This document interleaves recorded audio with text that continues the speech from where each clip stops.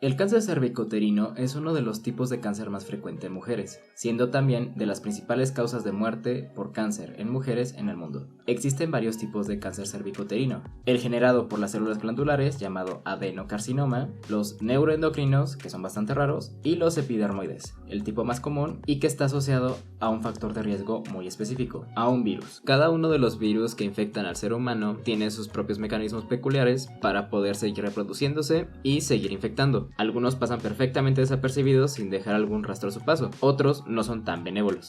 Unos de estos virus son los virus del papiloma humano, una gran familia de virus que tienen predilección por un tipo de tejido llamado epitelio plano estratificado o epitelio escamoso, que está formado por capas de células planas que se encuentran encimadas unas sobre otras. La epidermis, el interior de la vagina, la boca, entre otros lugares, tienen este tejido. En la parte basal, las células se encuentran reproduciéndose. Las células van quedando encima, van madurando poco a poco y van subiendo, empujadas por las nuevas células que se van formando, hasta llegar a la superficie donde se van descamando solas. El virus se va a meter en el epitelio, en alguna región que haya quedado expuesta, la capa basal, y al llegar a estas células las va a infectar. Ahora, al virus le conviene que las células que infecta se mantengan reproduciéndose, ya que la maquinaria que se requiere para la reproducción celular es la misma que utiliza el virus para multiplicarse, por lo cual usa algunos mecanismos con los cuales mantiene la reproducción continua de las células. Al haber esta reproducción anormal, se generan lesiones debido al acúmulo de células, como verrugas, condilomas, papilomas, y en algunos casos pueden llegar aún más lejos. Algunos virus, como los tipos 16 y 18, tienen dos genes llamados E6 y E7, capaces de apagar las proteínas principales reguladoras de la reproducción celular, P53 y RB. Estas dos proteínas son claves para detener el ciclo celular en caso de que exista algún problema en la célula o en el material genético que posee. Al verse inhibidos, el ciclo celular se ve completamente desregulado y aquí empiezan los problemas. Sin la regulación adecuada, las células se multiplican dejando pasar errores en los genes que copia. Algunos de estos errores o mutaciones terminan matando a la célula, pero algunos potencian la capacidad de reproducirse. Se aumenta la captación de nutrientes, se detiene la diferenciación celular, se logra burlar al sistema inmune para que no detecte a las células dañadas. Estas mutaciones se van sumando poco a poco, mientras las nuevas células mutadas invaden el epitelio, hasta llegar al punto en el que alguna consigue la capacidad de romper la membrana basal, la capa que sostiene el epitelio y lo separa del resto del órgano. Una vez rota la membrana basal, y si las células tienen la capacidad de hacerlo, comenzarán a invadirlo, ocupándolo y eventualmente comenzarán a viajar por la sangre y por los vasos linfáticos. En el momento en el que adquieran la capacidad de invadir, se puede hablar que esto ahora es cáncer. Uno de los lugares donde se encuentra muy frecuentemente cáncer provocado por el virus del papiloma humano es el cuello uterino, la porción inferior del útero que se proyecta y comunica con el interior de la vagina. El cuello uterino tiene una característica que lo hace especialmente propenso a este virus. Tiene una porción donde transicionan dos epitelios: el epitelio cilíndrico del útero, aquí llamado endocervix, y el epitelio plano estratificado del cuello uterino y de la vagina, llamado exocervix. Esta zona de transición es el sitio de entrada perfecto para el virus, y aunque hay varios factores asociados con la aparición del cáncer cervicouterino, como el tabaquismo, el principal factor de riesgo es la infección persistente con el virus de papiloma humano o cualquier factor que predisponga a infectarse con él, como el inicio de vida sexual a temprana edad y tener múltiples parejas sexuales. El cáncer cervicouterino epidermoide progresa lentamente, desde la infección por el virus hasta el desarrollo como tal del cáncer. Después de la infección del virus, puede que las células enfermas se descamen y termine la infección, pasando desapercibida, o puede que la infección persista y que las células infectadas continúen reproduciéndose. Si hay factores que predispongan a las mutaciones, la reproducción descontrolada continuará y las células dañadas irán abarcando buena parte del epitelio. Es posible distinguirlas ya que en lugar de verse células diferenciadas y maduras en los estratos superiores, se pueden ver células que están reproduciéndose o que no han madurado adecuadamente. A esto se llama displasia y puede progresar hasta el punto que abarca todo el ancho del epitelio. En este proceso puede que la lesión involucione y regrese a estadios más seguros, pero conforme va progresando se vuelve más probable que se vuelva una lesión cancerosa. Al abarcar todo el ancho del epitelio se le llama carcinoma in situ, el cual solo le queda romper la membrana basal para empezar a invadir el cuello uterino. Al cáncer cervicouterino se le puede clasificar en etapas, según qué tanto ha invadido y qué regiones invade. Para hacer esto, se toma una biopsia de la lesión para ver la extensión. El cáncer se encuentra en etapa 1 si invade únicamente el cuello uterino. Es etapa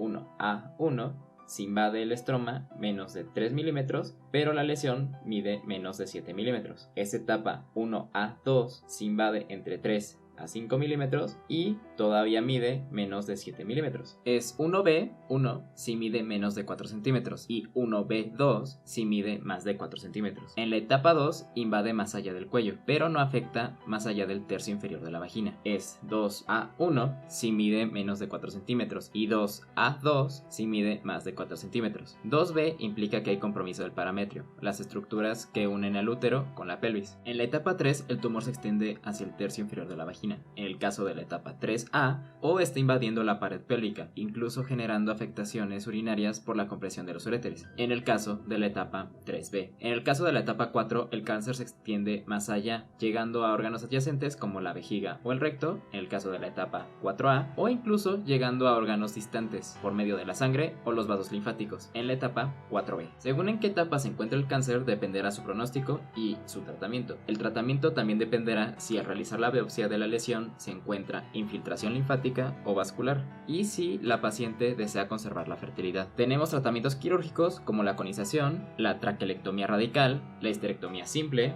radical y radical modificada. Entre otras opciones de tratamiento está la braquiterapia y la quimio-radioterapia, siendo esta la opción para las etapas 2B hasta 4A y también es alternativa para las etapas 1B y 2A. En el caso de la etapa 4B se opta por tratamientos con intención paliativa, debido a su mal pronóstico. Todos esos tratamientos se escogen de forma individualizada para cada paciente. Ahora, en lugar de tener que enfrentarnos a estas situaciones, este tipo de cáncer tiene algo que nos puede ayudar bastante. Es fácilmente prevenible y además, si se detecta a tiempo, es potencialmente curable. Nuestra primera herramienta es la educación sexual, enseñando acerca de la existencia del virus del papiloma humano y sobre el cáncer cervicouterino, acerca de prácticas sexuales seguras y el uso adecuado de métodos de barrera. Siendo los principales factores de riesgo el inicio de vida sexual a temprana edad, tener múltiples parejas sexuales y las infecciones de transmisión sexual, con una educación sexual adecuada puede reducirse el impacto de estos factores. Una segunda herramienta es la vacunación. Tenemos 2 vacunas contra el VPH, la bivalente que se usa en contra de los virus tipo 16 y 18, que son los más asociados a la aparición de cáncer cervicouterino, y está la tetravalente, que adiciona protección contra los virus 6 y 11, asociados con verrugas anogenitales. La vacuna se recomienda usarse en niñas de 11 a 12 años de forma rutinaria y se recomienda su aplicación en mujeres de 12 a 26 años a las que no se les haya aplicado la vacuna. Se aplican 3 dosis, con una separación de 2 y 6 meses después de la primera dosis. Nuestra última herramienta es encontrar lesiones precancerosas antes de que empiecen a invadir. Esto se realiza con la citología cervical, estudio que se recomienda realizar a partir de los 21 años o después de la primera relación sexual,